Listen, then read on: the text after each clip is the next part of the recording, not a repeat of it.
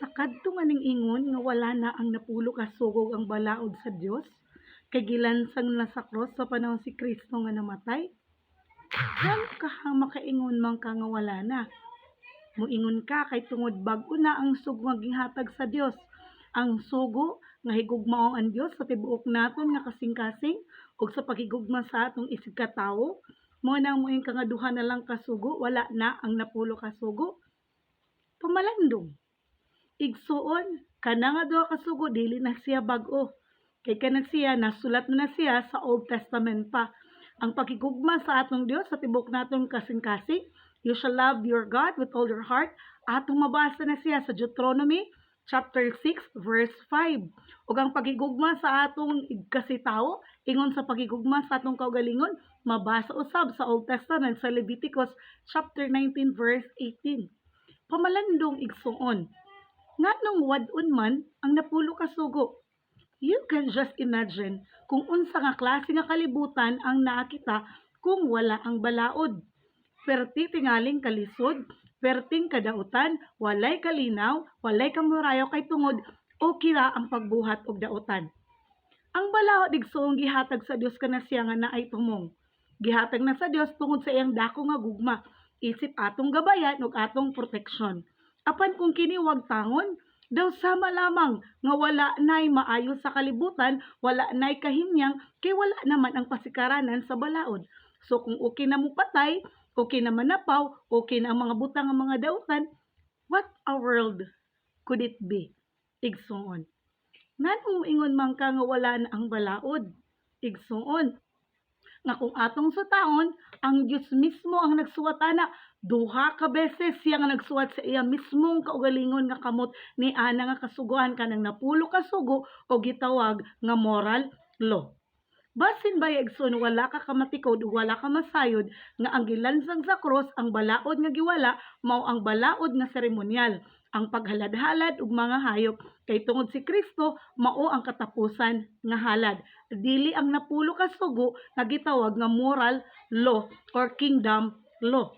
Igsoon pamalandong kay atong buhi nga Dios nag-ingon diha sa Matthew 5 chapter 17 to 19, do not think that I come to destroy the law or the prophets. I did not come to destroy, but to fulfill. For assuredly I said to you, till heaven and earth pass away, one jot or one little will by no means pass from the law till it is all fulfilled. Igsoon, ang atong buhi nga Dios nga Kristo dili pwede nga mamakak. Ingon nga ni siya, ayaw hunahuna, do not think. Unsa pa ka kabugat ug moingon ka nga wala na ang balaod nga niingon nga ni si Kristo nga ayaw paghunahuna. Basin baya nalipat ta igsoon. Ang napulo ka sugo kana siya estandarte sa kinaya sa Dios, hingpit matadong. Mao na siya ang basihan, that is the ruling kay ang balaod sa Dios gugma niya para kanato. Basin baya nagsayop ta og uban kita sa nalimbungan kay kung atong basahon igsoon ang pulong sa Dios diha sa 1 John chapter 2, 3 to 6 atong basahon igsoon aron masayop ta unsay nakasulat sa iyang pulong. Ang Dios dili mamakak, apan ang yawa maoy amahan sa tanang bakakon ug amahan sa tanang mga bakak. Sanglit ayaw ta palimbong. Ingon ang pulong sa Dios sa 1 John chapter 2 verse 3 ngadto sa 6, now by this we know, makahibalo ta. We know Him. Now by this we know that we know Him. Mao kini siya makahibalo ta nga kita nakaila sa Dios. Sa unsa? If we keep His commandment, kung kita nagatuman sa iyang kasugoan. He who says, I know Him, and does not keep His commandment is a liar. Kanang ning ingon nga nakaila ko sa Dios pero wala magtuman sa balaod sa Dios, kana siya sa ingon sa pulong sa Dios, dili ako mo'y nag-ingon ang pulong sa Dios. Ingon ang pulong sa Dios is a liar. He who says I know Him and does not keep His commandment is a liar, and the truth is not in Him. So ang kamatuoran wala diha kaniya ug kana siya bakakon. But whosoever keep His word, truly the love of God is perfected in Him. By this we know that we are in Him. Makahibaluta nga naata kang Kristo kung kita nagatuman sa iyang kabubuton nga mao ang iyang kasuguan. He who says he abides in Him ought himself to walk just as He walked. mulakaw ta nga sama kang Kristo nga paglakaw. Dili pa nasahi. Panlantaw igsoon, panhuna-huna. Ngano ka ha, nga si Kristo nagsimba sa kapitong adlaw, unya ikaw, nagsimba sa unang adlaw. Ang atong Dios wala magakaon sa mga dulumtanan nga pagkaon, unya ikaw nagakaon.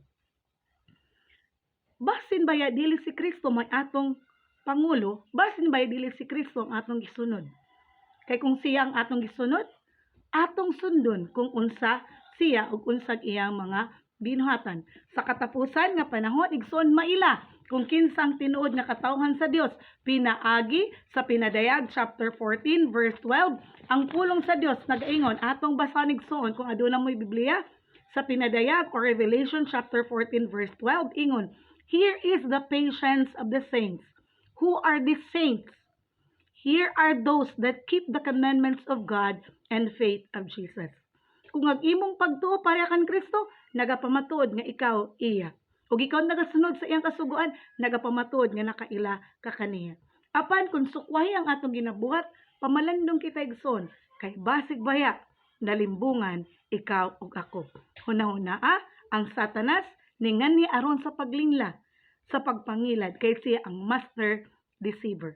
Kinsa man ngano man ang ani, tun-i ang pulong sa Dios aron ikaw masayod. Hinumdumi nga ang balaod sa Dios kana siya iyang pakigugma.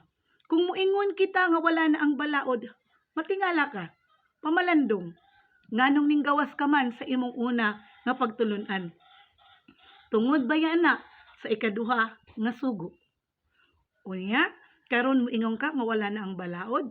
So ngano magmensahe man ta, ginamit ka na nga kasuguan. Pamalandong igsuon, kay basin baya, ikaw nalimbungan. Ang Ginoo magpanalangin kanatog kanimo, hunahuna ang Dios nagahigugma, ilabi na katong nagapangita sa kamatuoran. God bless you and God bless us all.